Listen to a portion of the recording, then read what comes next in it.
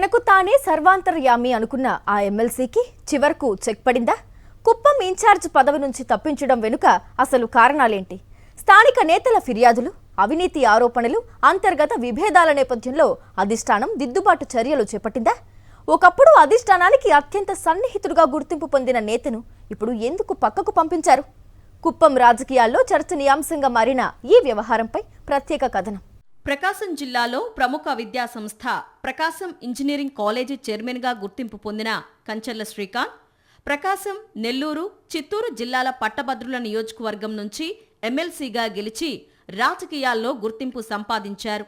చిన్న వయసులోనే 3 జిల్లాల పట్టభద్రుల స్థానం నుంచి విజయం సాధించటం రాజకీయ వర్గాలను ఆశ్చర్యపరిచింది.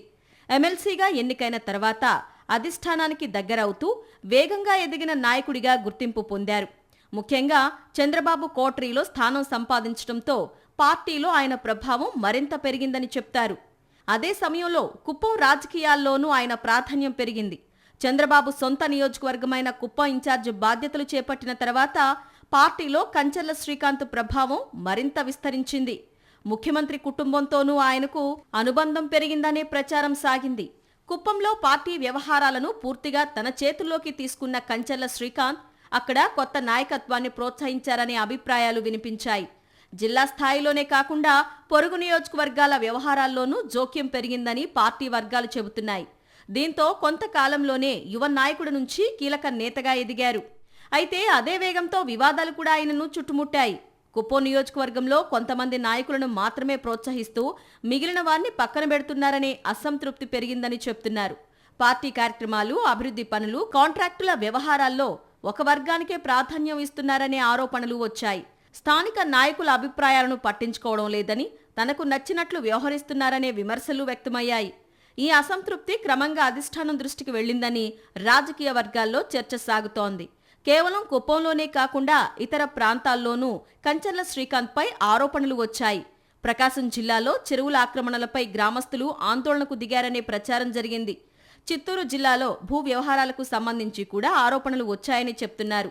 భూ ఆక్రమణలు, అవినీతి ఆరోపణలు, అధికార దుర్వినియోగంపై పలువురు నాయకులు పార్టీ పెద్దలకు ఫిర్యాదులు అందించారనే సమాచారం వినిపిస్తోంది. ఈ అంశాలన్నీ కలిసి అధిష్టానాన్ని ఆలోచనలో పడేశాయని రాజకీయ విశ్లేషకులు భావిస్తున్నారు.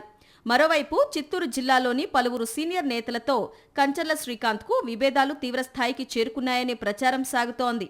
ఆయన వ్యవహార శైలిపై అసంతృప్తితో కొందరు నేతలు పార్టీ కార్యక్రమాలకు కూడా దూరంగా ఉంటున్నారనే వాదనలు వినిపించాయి.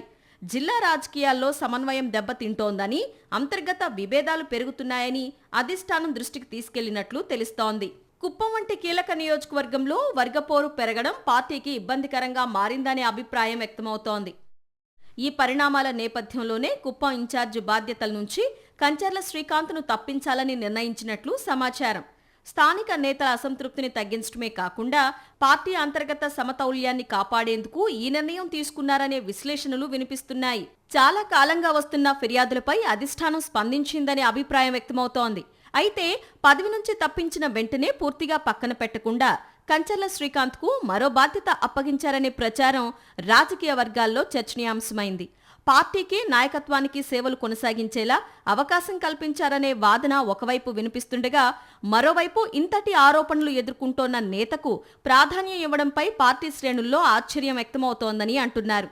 కుప్పం ఇన్ఛార్జ్ మార్పు కేవలం ఒక పదవి మార్పు మాత్రమేనా, లేక స్థానిక అధిష్టానం తీసుకున్న వ్యూహాత్మక నిర్ణయమా అనేది ఇప్పుడు రాజకీయ వర్గాల్లో చర్చనీయాంశంగా మారింది.